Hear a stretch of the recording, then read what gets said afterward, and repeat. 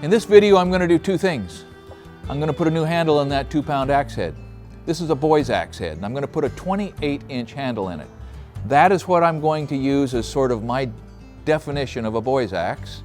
And the second thing I'm going to do is make my strongest case as to why a boy's axe, like this, is the best all-around axe that you can own. Now, when I go through the details on that, keep in mind, I've probably got 100 axes in here, and this is the only one I ever pick up.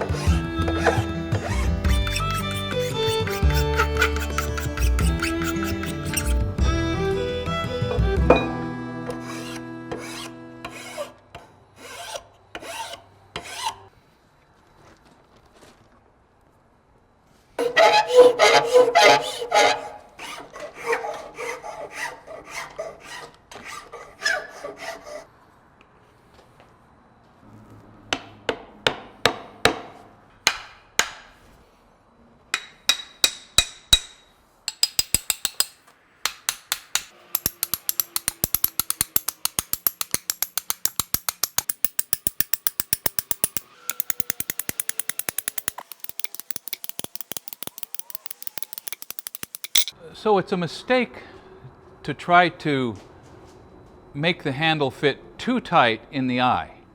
Keep in mind that you're going to drive a wedge in to push it out and make it super tight. So there's no reason to try to make it a perfect fit before you put the wedge itself in. Sometimes creating space between the handle and the eye makes you do a little extra work on the rasping, and so it's kind of a trade-off between how much more do you rasp to remove it to make it go on and off easier versus how much space do you want to leave for the wedge to tighten up. So it's always a value judgment, but we've got a good idea now. The head itself shows you exactly what the size is. So now we're just going to run it down to the full distance, try to maintain that size, reduce it a little bit, and get this thing wrapped up.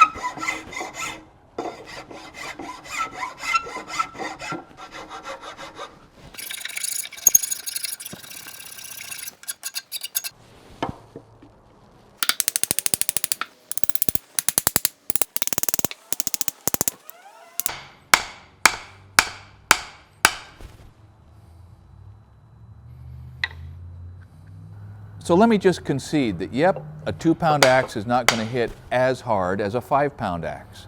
By the way, this is a seriously big, heavy axe. 5 pounds on a 36-inch handle, that's about as full size as a full-size axe gets.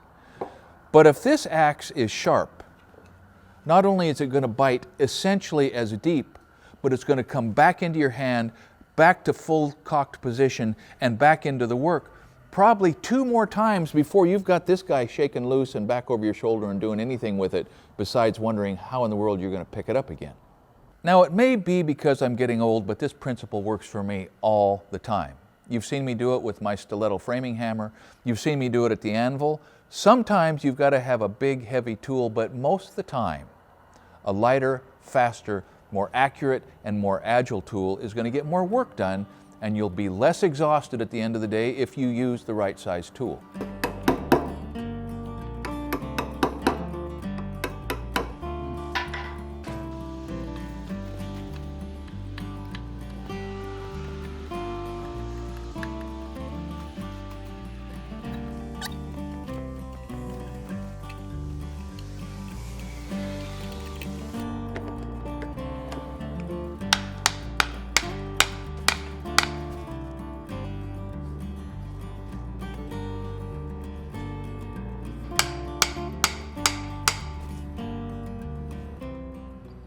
as part of the agility factor of a lighter axe, it opens up a whole range of jobs that you can do easier and frankly better.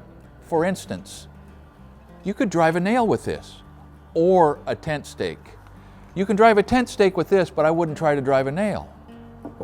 You can split very fine kindling or sharpen very controllably the end of a tent stake, right? I mean, you could sharpen with this. You could sharpen a pencil with this, sort of.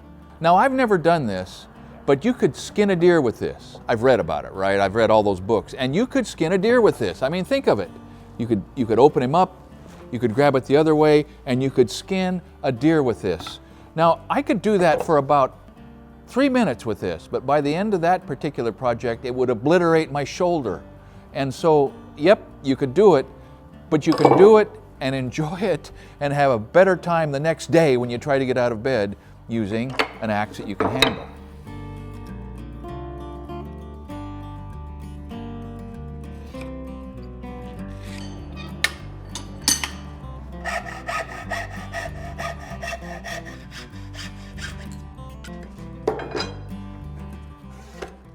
So right now you might be asking, if 2 pounds is so great, Wadsworth, why not just a hatchet? Well, I'll tell you why. Because the only thing a hatchet is good for is chopping off fingers. I mean, that is it. There's nothing I will assert that you can do with this that you can't do with this comfortably. I mean, almost anyone, if they choke up, can use this with one hand. And it's just not as dangerous, because it's like the difference between a pistol and a rifle, right? You always know where this is pointing, and it's an open question about whether or not this edge might come down on your finger or where you're hoping that it comes down instead.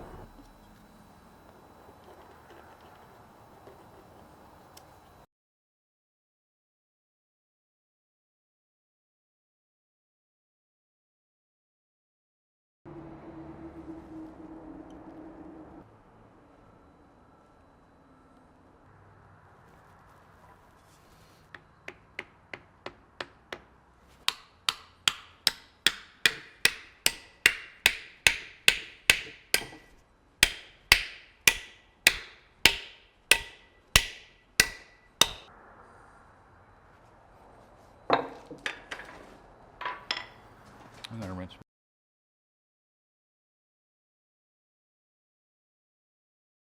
Double-bitted axes are awesome, right? I mean, they are, a double-bitted axe is a romantic tool just because of the way it looks. And this is absolutely, in my opinion, the most elegant, beautiful little axe you can buy, a cruiser's axe. That's about a 3-pound cruiser's axe.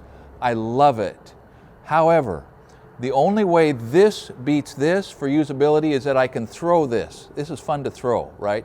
Besides that, I can't remember the last time I picked this up and actually chopped a piece of wood with it, because this is so much more useful with the added advantage of having a hammer. Now, besides the advantage and the increased utility that this one has, this one is more dangerous, because a lot of people will unthinkingly leave a double-bitted axe stuck in a stump. And then you have a razor blade standing up, supported on the end of a block of wood, ready to hurt somebody badly if they fall down as they walk by that stump or that chopping block. So leave a double-bitted axe leaned up against a stump, but in general, use a single-bitted axe around 2 pounds on a 28-inch handle if you want to really get a wide variety of jobs done.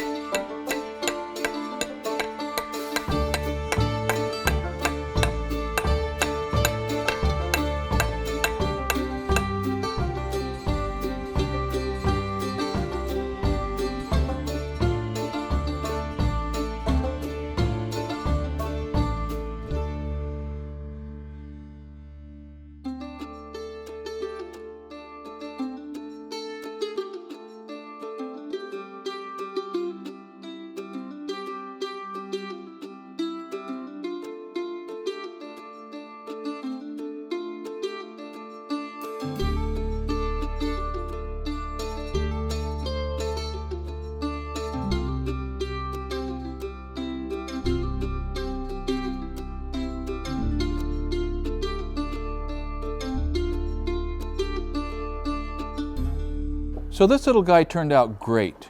I'm pleased. This is going to be good for a long time. I mean, with just a little bit of care, an axe handle restoration like this is a semi-permanent condition. I mean, within the range of operator error that always happens. But before I close this out, I have to acknowledge something that some of you may have been screaming at your computer for the last 5 minutes, and that is the downside to a boy's axe is also related to its agility. What I mean is, this is a much more dangerous axe than this is. Can you see why? If you miss with a 36-inch handle, that razor sharp edge is going to be glancing around and bouncing off the stump, probably beyond the reach of your ever so vulnerable toe. I mean, it's hard to stick one of those in your ankle.